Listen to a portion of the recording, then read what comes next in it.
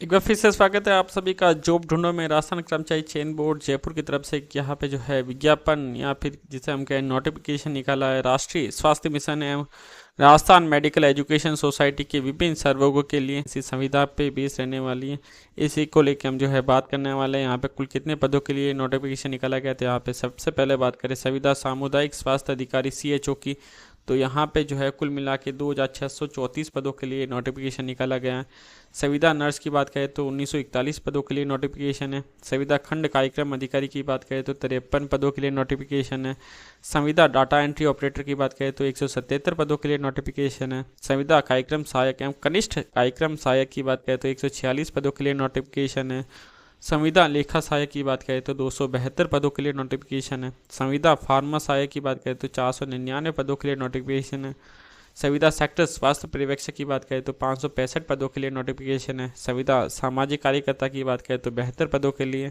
संविदा अस्पताल प्रशासक की बात करें तो 44। संविदा मेडिकल लैब टेक्नीशियन की बात करें 414। संविदा कंपाउंडर आयुर्वेद की बात करें तो 261 पदों के लिए नोटिफिकेशन है। इसके अलावा बात करें यहाँ पे संविदा पब्लिक हेल्थ केयर नर्स की, तो यहाँ पे 102 पदों के लिए नोटिफिकेशन है। संविदा रिहेबिलिटेशन कार्यकर्ता की बात करें तो यहाँ पे 633 पदों के लिए नोटिफिकेशन रहने वाला है। संविदा नर्सिंग प्रशिक्षक की बात करें तो यहाँ पे 56 पदों के लिए नोटिफिकेशन है। संविदा ऑडियोलॉजिस्ट की बात करें तो 42 पदों के लिए नोटिफिकेशन है। साइकेट्रिक केयर नर्स की बात करें तो यहाँ पे 49 पदों के लिए नोटिफिकेशन है। संविदा फिजियोथेरेपिस्ट की बात करें तो यहाँ पर 58 पदों के लिए नोटिफिकेशन जारी किया। संविदा वरिष्ठ काउंसलर की बात करें तो 40 पदों के लिए नोटिफिकेशन जारी किया। संविदा बायोमेडिकल इंजीनियर की बात करें तो 35 पदों के लिए नोटिफिकेशन है। संविदा महिला स्वास्थ्य कार्यकर्ता की बात करें तो यहाँ पे 159 पदों के लिए नोटिफिकेशन है। संविदा नर्सिंग इंचार्ज की बात करें तो 4 पदों के लिए नोटिफिकेशन। इस तरह से जो है यहाँ पे 8,256 पदों के लिए नोटिफिकेशन जारी किया है। अब बात कर लेते हैं यहाँ पे राजस्थान मेडिकल एजुकेशन सोसाइटी के लिए जो है किन किन पदों के लिए वैकेंसी जारी की है। तो यहाँ पे सबसे पहले संविदा नर्स ग्रेड सेकंड के लिए नोटिफिकेशन जारी किया है 4,466 पदों के लिए। संविदा लैब टेक्नीशियन के लिए जो है 321 पदों के लिए नोटिफिकेशन जारी किया है। संविदा मेडिकल सामाजिक कार्यकर्ता के लिए जो है 60 पदों के लिए नोटिफिकेशन जारी किया है। संविदा नर्सिंग ट्यूटर के लिए 240। संविदा ऑडियोलॉजिस्ट के लिए, स्पीच थेरेपिस्ट के लिए जो है 28। संविदा बायोमेडिकल इंजीनियरिंग के लिए जो है 13। संविदा फिजियोथेरेपिस्ट के लिए जो है 14 पदों के लिए नोटिफिकेशन जारी किया। इस तरह से जो कुल मिला के 5,142 पदों के लिए नोटिफिकेशन जारी किया गया है। अब किस तरह से इसके लिए फॉर्म अप्लाई कर सकते हैं, तो ऐसे SSO पोर्टल के माध्यम से आप इसके लिए जो है अप्लाई कर सकते हैं फॉर्म। इसके लिए सबसे पहले आपको वन टाइम रजिस्ट्रेशन करना होगा। वन टाइम रजिस्ट्रेशन के बाद में आप इसके लिए जो है अप्लाई कर पाएंगे। अगर आपका वन टाइम रजिस्ट्रेशन ऑलरेडी हो रखा है तो आपको इसके लिए जो है कोई फीस नहीं देनी पड़ेगी। अब बात कर लेते हैं यहाँ पे वन टाइम रजिस्ट्रेशन की क्या फीस रहने वाली। तो सामान्य वर्ग, क्रीमिलेयर श्रेणी की, अन्य पिछड़ा वर्ग, अति पिछड़ा वर्ग के आवेदकों के लिए जो है 600 रुपये फीस रखी गई है। इसके अलावा राजस्थान के नॉन क्रिमिनल श्रेणी की, अन्य पिछड़ा वर्ग, अति पिछड़ा वर्ग या आर्थिक रूप से कमजोर वर्ग, अनुसूचित जाति, अनुसूचित जनजाति के आवेदकों के लिए जो है 400 रुपये फीस रखी गई है। समस्त दिव्यांजन आवेदकों के लिए जो है 400 रुपये फीस रखी गई। इस तरह से ये फीस रहने वाली है। अब यहाँ पे मानदेय की बात कर लेते क्या रहने वाला। तो राष्ट्रीय स्वास्थ्य मिशन सर्वक के लिए जो है बात करें तो संविदा सामुदायिक स्वास्थ्य अधिकारी के लिए जो है 18,900 प्रति माह जो है पेमेंट रहने वाला है। संविदा नर्स के लिए जो है 18,900। संविदा खंड कार्यक्रम अधिकारी के लिए 16,900। डाटा एंट्री ऑपरेटर के लिए 13,150। संविदा कार्यक्रम सहायक एवं कनिष्ठ कार्यक्रम सहायक के लिए जो है 10,400। संविदा लेखा सहायक के लिए 16,900। संविदा फार्मा सहायक के लिए 16,900। संविदा सेक्टर स्वास्थ्य पर्यवेक्षक के लिए 11,200। संविदा सामाजिक कार्यकर्ता के लिए जो है 16,900। संविदा अस्पताल प्रशासक के लिए 16,900। संविदा मेडिकल लैब टेक्नीशियन के लिए 13,150। संविदा कंपाउंडर आयुर्वेद के लिए 16,900।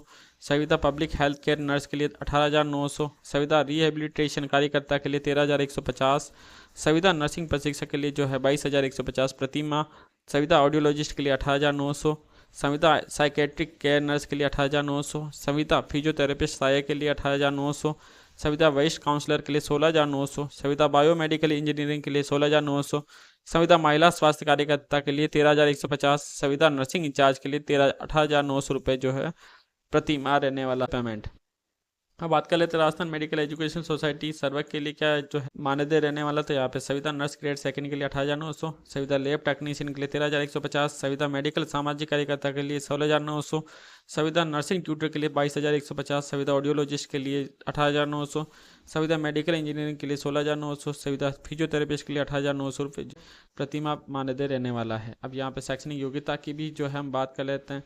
संविदा सामुदायिक स्वास्थ्य अधिकारी CHO की बात करें तो यहाँ पे BSc इन कम्युनिटी हेल्थ में है तो आप इसके लिए एलिजिबल होने वाले, या फिर नर्स GNM और BSc का रखिए, या फिर जो है आयुर्वेद प्रैक्टिशनर है BMS from a recognise university तो आप इसके लिए एलिजिबल होने वाले। इसके अलावा बात कर लेते हैं यहाँ पे संविदा नर्स की। तो यहाँ पे सीनियर सेकेंडरी पास आउट होना जरूरी है। इसके अलावा GNM का कोर्स किया हुआ है तो आप इसके लिए एलिजिबल होने वाले हैं। यहाँ पे रजिस्टर्ड होना जरूरी RNC से।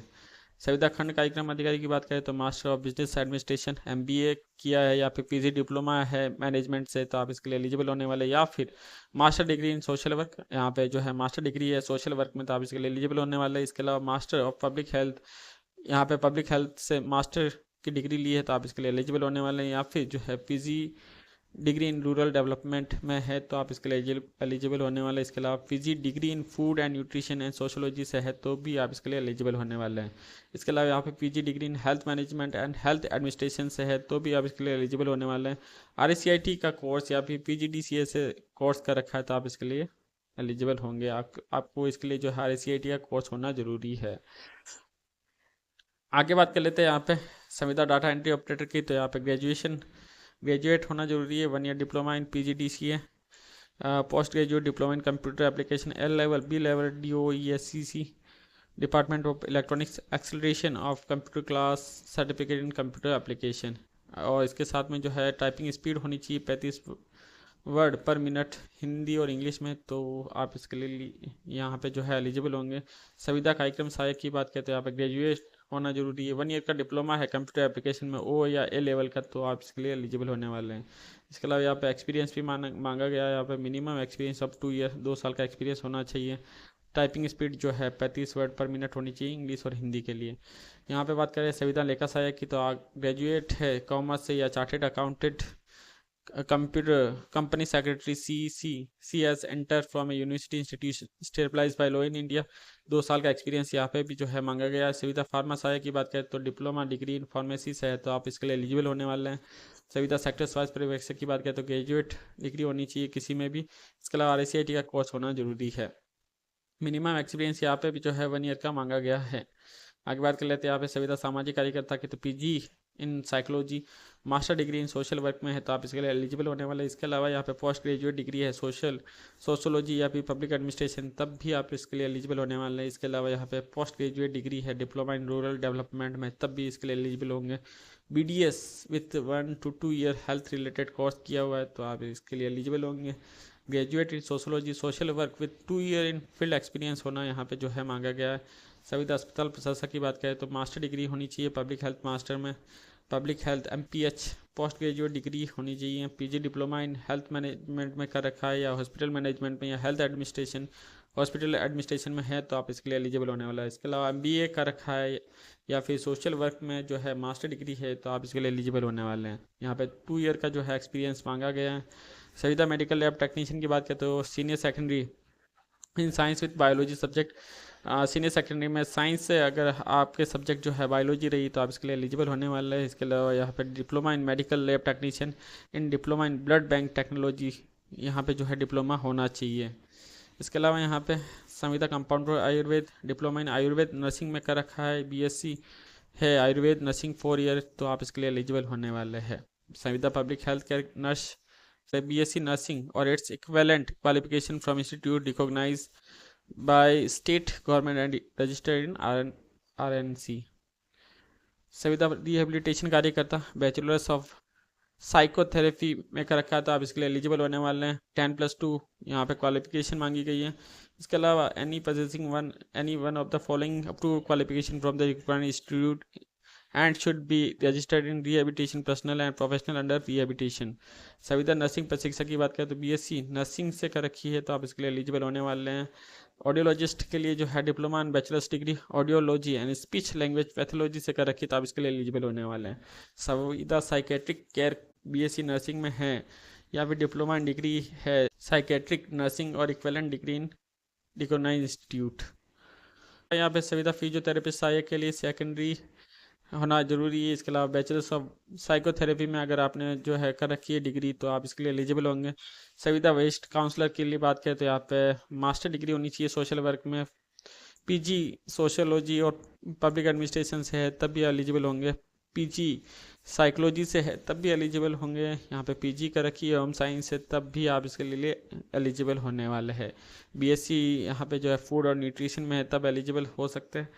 इसके अलावा यहाँ पे बात करें सुविधा बायोमेडिकल इंजीनियरिंग की तो यहाँ पे BTech biomedical engineering, mechanical engineering, electronics यहाँ पे 2 इयर्स का एक्सपीरियंस है तब एलिजिबल हो सकते हैं। 2 ईयर का यहाँ पे जो है वर्किंग एक्सपीरियंस जो है मांगा गया। संविदा महिला स्वास्थ्य कार्यकर्ता की बात करें तो 10 standard with auxiliary nursing midwifery training health worker female course past and registered in Rajasthan nursing council as a B grade nurse.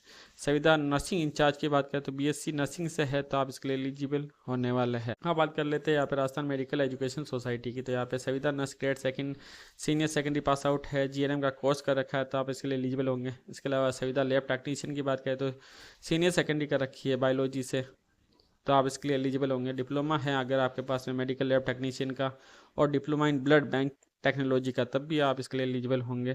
संविदा मेडिकल सामाजिक कार्यकर्ता की बात करें तो पीजी है साइकोलॉजी से और मास्टर डिग्री है सोशल वर्क से या फिर जो है पीजी है सोशोलॉजी या पब्लिक एडमिनिस्ट्रेशन से, पीजी है रूरल डेवलपमेंट में डिप्लोमा कर रखा है, BDS with any 1 to 2 year health related course कर रखा है, यहाँ फिर ग्रेजुएट है इन सोशोलॉजी एंड सोशल वर्क से और 2 ईयर का फील्ड एक्सपीरियंस है तो एलिजिबल होंगे। इसके अलावा संविदा नर्सिंग ट्यूटर की बात करें तो बीएससी नर्सिंग से कर रखी है तो इसके लिए एलिजिबल होने वाले हैं।